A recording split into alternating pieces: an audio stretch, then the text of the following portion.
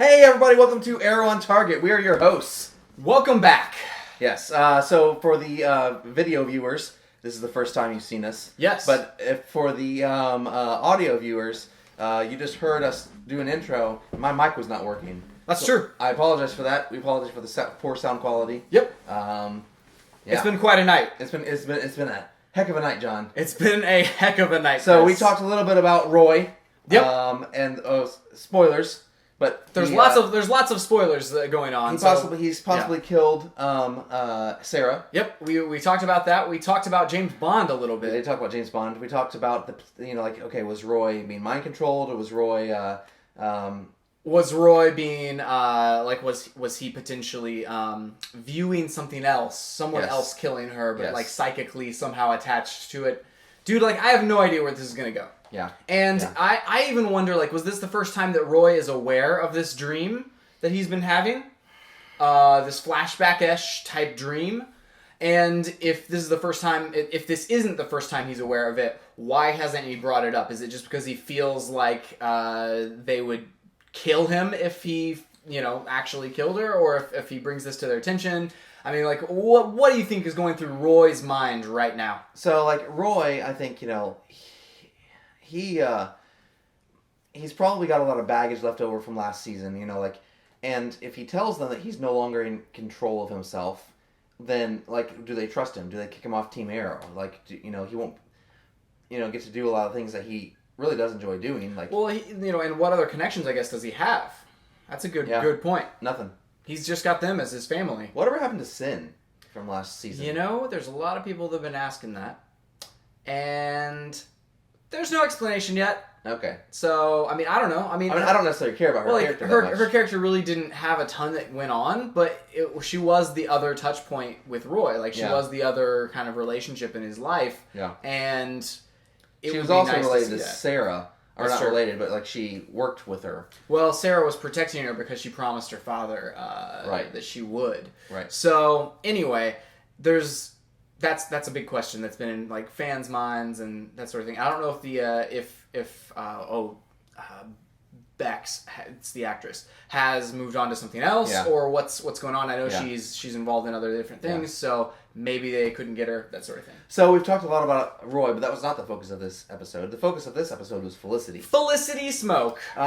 Okay, so I will go out on a limb and say, I think I like her as a goth person more than I like her as the normal Felicity. Dude, it was so weird. Like, she looked more normal. Well, whenever you, like, see her, you're like, man, is that even her? Yeah. And it's like, it explains the extreme that she has gone to on the other side of the spectrum. Like, whenever we first see her, she's like this geeky, nerdy kind of a character, and it's like from the get-go, her mind was you either need to be this anarchist kind of hacker, or you're the opposite side of that, of this really nerdy, geeky kind of, I don't even know, clean-cut person. And so to see the two extremes and to have, like, that transition from one to the other, it's really nice to see that, because before it's like, man, what is the deal? It's like, is this a symptom of Hollywood just putting nerds in a weird box? Yeah. But it makes sense with her character now, which is great. Yeah, it makes a lot of sense for her character, and I like seeing her in that element. And as much as we did focus on Felicity, I feel like there were a lot of other things going on too. Had a lot of things going on between Thea and Oliver. And my big question with that was, where was Oliver living up to this point? In the cave. Like, I think down there? Felicity mentioned to him that he had, like, at one point, she's like, I knew of your cot down here or whatever, so... He's just sleeping on a cot? Yeah, he's sleeping in a cot in the cave. That's hilarious. Yeah, that's crazy. Well, now he's, going to be staying in an apartment paid for by Malcolm Merlin, so, Dude, and with Thea. So that'll be interesting as well. That'll be cool. I think we are on the verge of her figuring out he's the Arrow. Okay, so she, like, hasn't been down in the basement... Right. And or is this the basement, or what exactly? I mean, it's probably a sub basement in the bottom of the the club, because whenever they had club stuff going on upstairs, you never heard it down in the Arrow Cave. Okay, so there might be a couple of layers of concrete between you and the upstairs. So maybe it's believable that she has never been down there and never been that curious about it until now. Right. And so, like, my question is, why now? Is she just... Because I don't, like, before she was very naive, like, she she lived in this world where everyone should be trusted and all this kind of stuff. And once she figures out they can't, and kind of, I think she's come to terms with that and accepted it. You know, like, then she's like, okay, well, what's really going on here? Like, she's already suspicious, like, even from the beginning of the episode, I think, of Oliver, whenever the power goes out, she comes out, and the window's wide open on the balcony. Yeah. And I was like, where did he go? Yeah. Like, come on. What happened? Yeah, or did the door just blow open and he left through the front door, or like what? Yeah. Right. It's interesting for Oliver to catch her in a lie from last episode. Whenever about the investors, Right. And using Malcolm's money.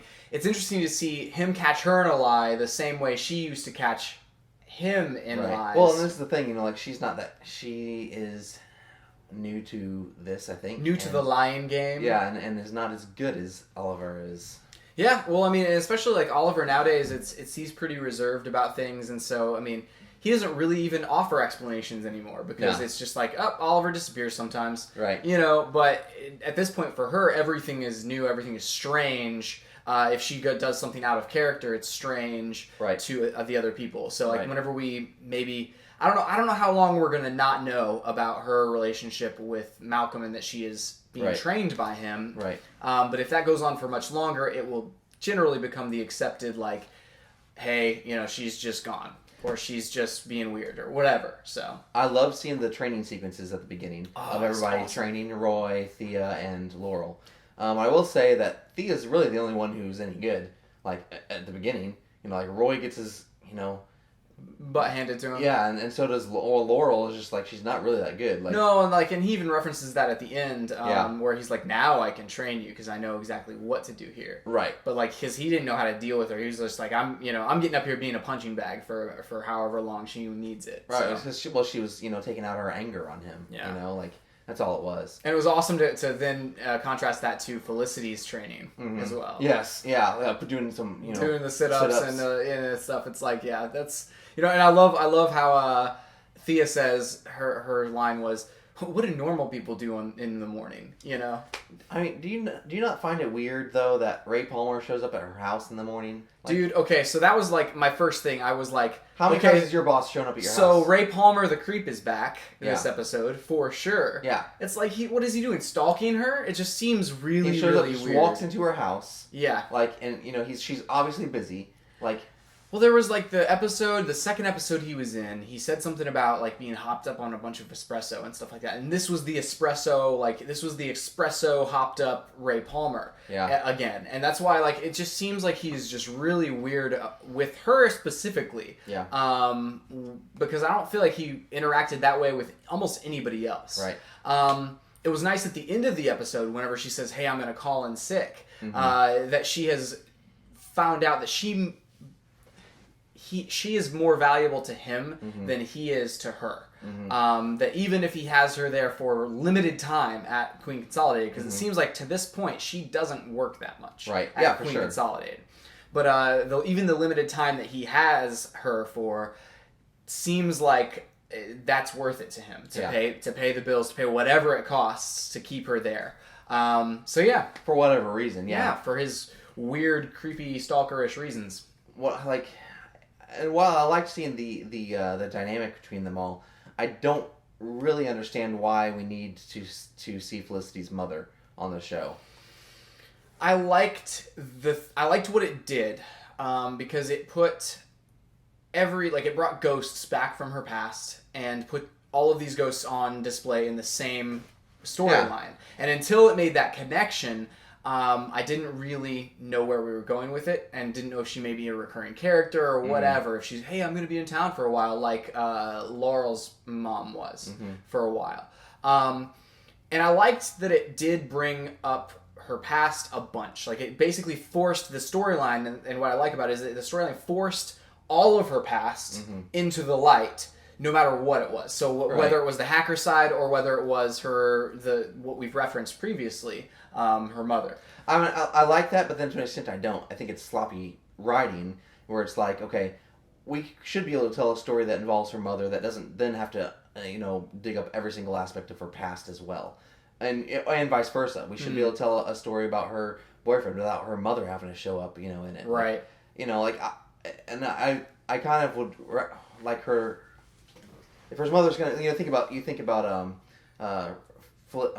Oliver and Thea's mom and dad, and they were very integral parts of not only their lives but also the plot, the ongoing story. Yes, and I feel like Felicity's mom was just a throwaway thing, because this is the Felicity-centric episode. We're gonna throw everything Felicity into it, and So yes, you're right, and I do see the point of like. It seemed like they were basically getting her episode out of the way. Like, let's just get all of her backstory out of the way, and so that fans will stop yelling at us about it. But I would almost rather I'm there with you. Like, I hadn't thought about it until now, but I almost would rather have interspersed this into the plot as like maybe as an ongoing thing where it's like, hey, her mom shows up in a different episode, or her mom shows up, whenever.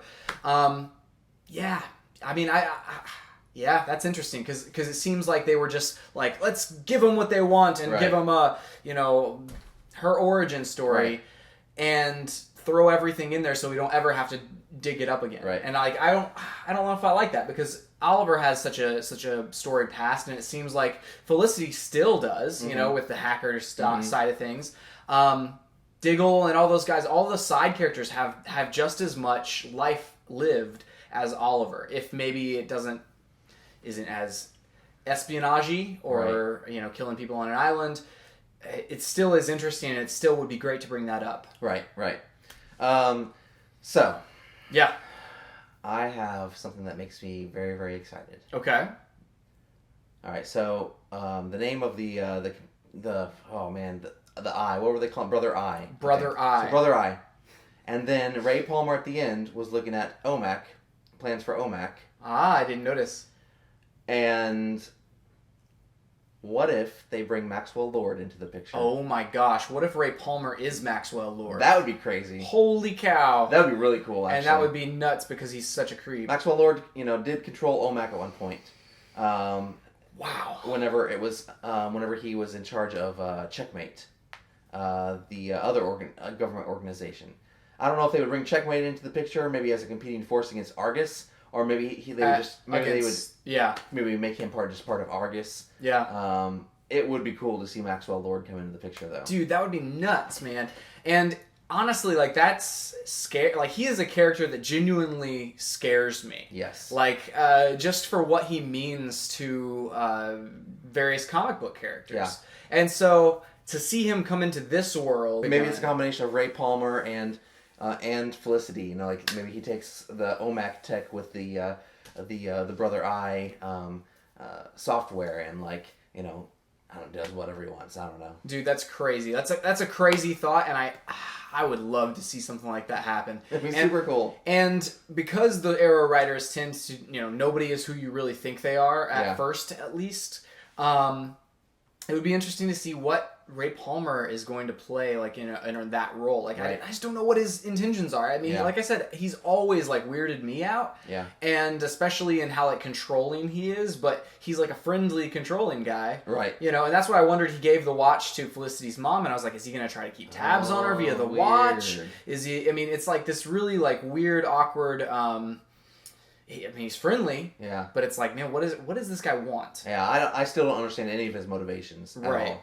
And I don't think we're supposed to. Is the Flash crossover next week?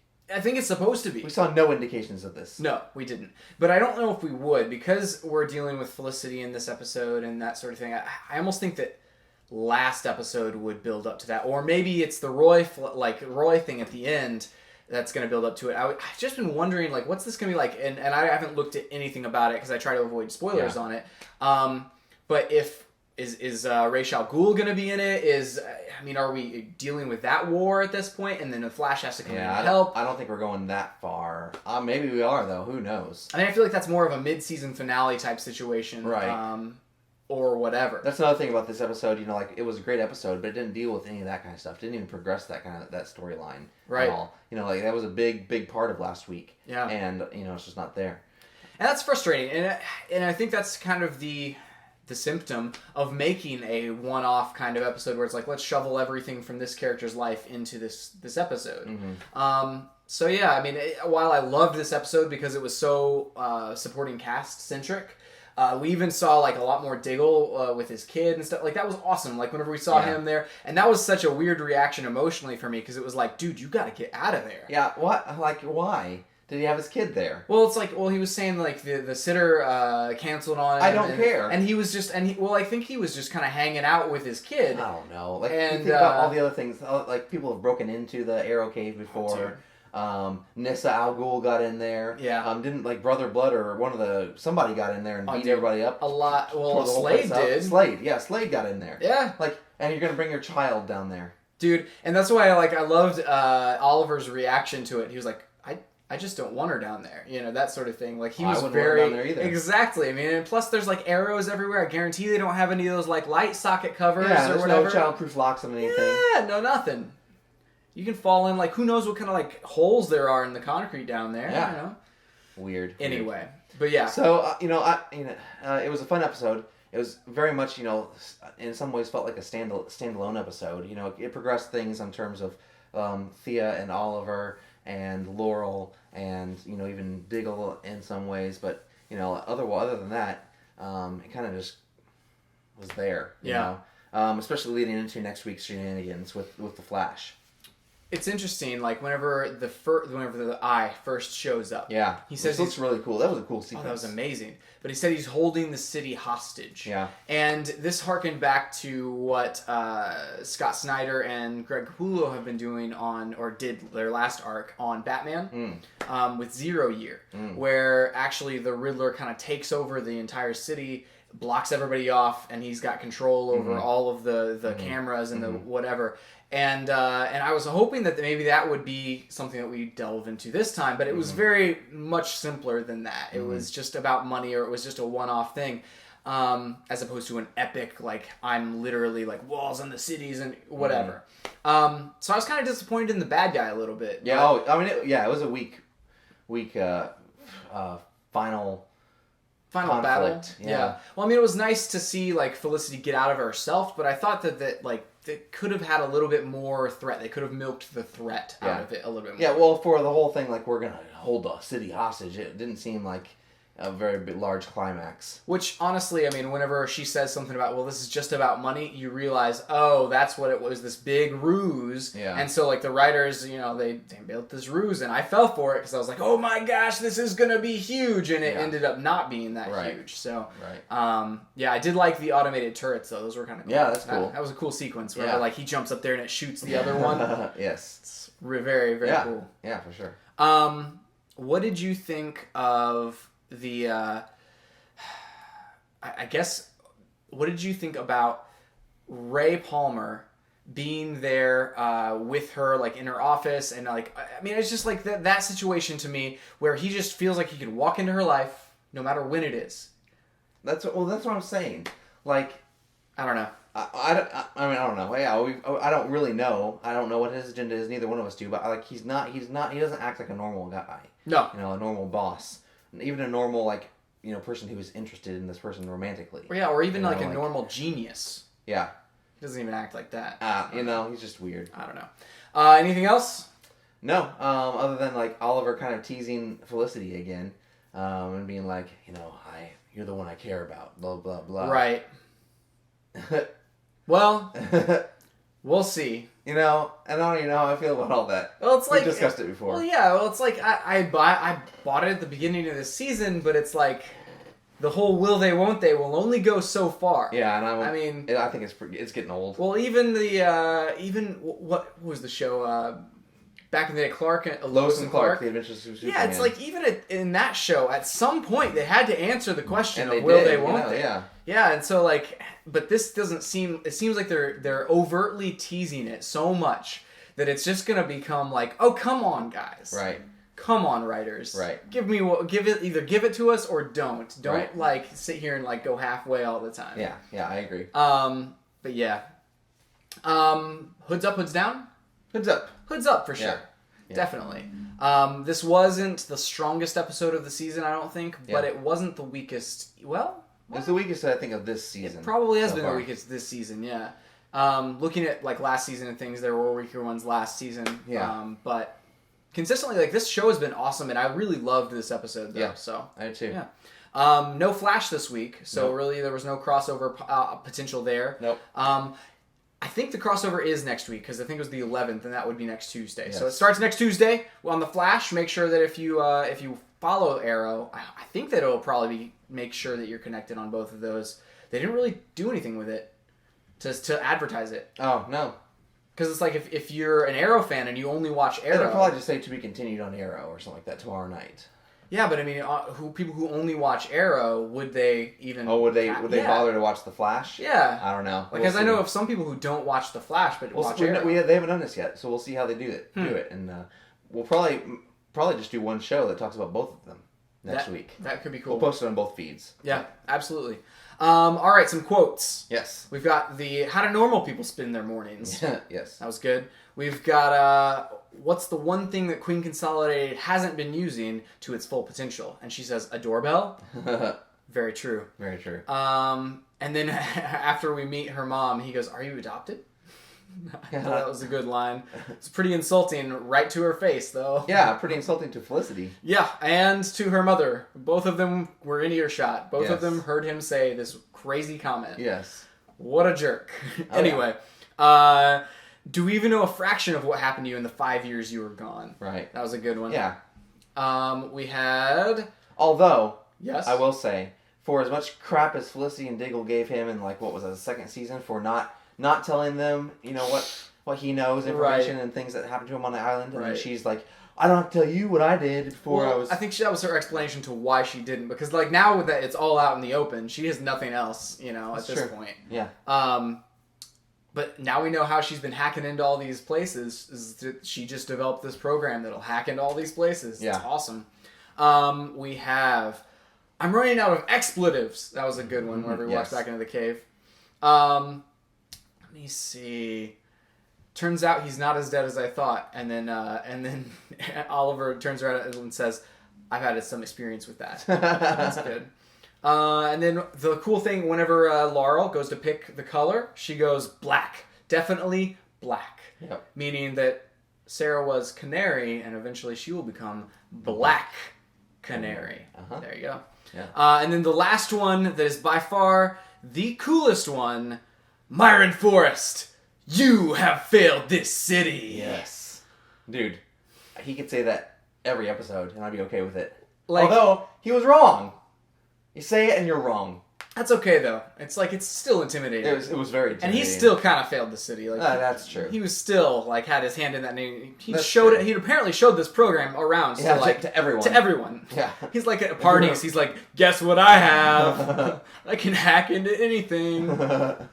Totally crazy. Yeah. I did like that Roy started it and that he ended it. Yes. Like, that's cool. Like, cool inter-team stuff, man. So cool. Oh, it's amazing. Yeah. It's like, sets him up, tees it up, and then the big threat finishes it off. Yes. So, well, that seems to be it for this week. Yep. Make sure you guys check out StayOnTargetPodcast.com. Yep. This week we have, it's November movie month over there. So we have reviewed Christopher Nolan's latest, Interstellar. Yep. And we're also going to be reviewing, in the superhero vein, we're going to be reviewing Marvel/Disney's Big Hero 6. By the time you see this, they will both be up, and you can listen to both of them.